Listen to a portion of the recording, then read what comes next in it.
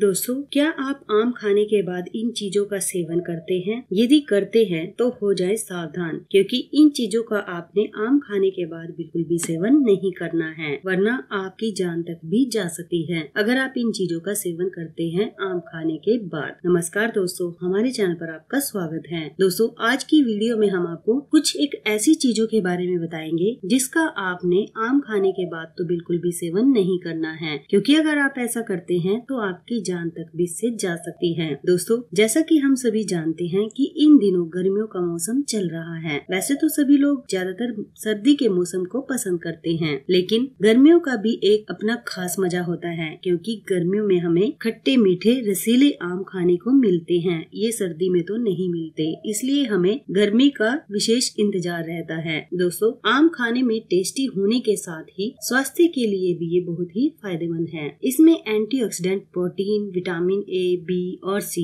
इनकी भरपूर मात्रा पाई जाती है, जो कि शरीर को स्वस्थ रखने का काम करते हैं। हम आपको बताएंगे कि आम, जो कि फलों का राजा है, उसको खाने के बाद ऐसी कौन सी चीजें हैं जिनको हमें कभी भी आम खाने के बाद नहीं खाना चाहिए, क्योंकि अगर हमने आम खाने के बाद इन चीजों को खा लिया तो हम बहुत ही बीमार पड़ जाएंगे और ये हमारे शरीर में जहर फैला देता है, जिससे हम बहुत ही बीमार हो जाते हैं। दोस्तों, इन चीजों का असर एकदम तो नहीं पड़ता, लेकिन यदि हम हर रोज या हर बार ऐसा ही करते हैं तो धीरे धीरे हमारा शरीर अंदर से बेकार होता जाता है और हमें इन चीजों का ध्यान जरूर रखना चाहिए, क्योंकि कई चीजें ऐसी होती है जिनके सेवन से हमें तुरंत तो असर नहीं दिखाई देता, लेकिन धीरे धीरे हम अंदर से खोखले होते जाते हैं, हमारे अंदर बीमारियां बढ़ती जाती हैं। दोस्तों, आप भी उन चीजों का जरूर ध्यान रखें। तो चलिए आपको बताते हैं कि आखिर वो कौन सी चीजें हैं जिन्हें हमें आम खाने के बाद बिल्कुल भी नहीं खाना चाहिए। दोस्तों, उन चीजों में सबसे पहले है करेला। आपको भूलकर भी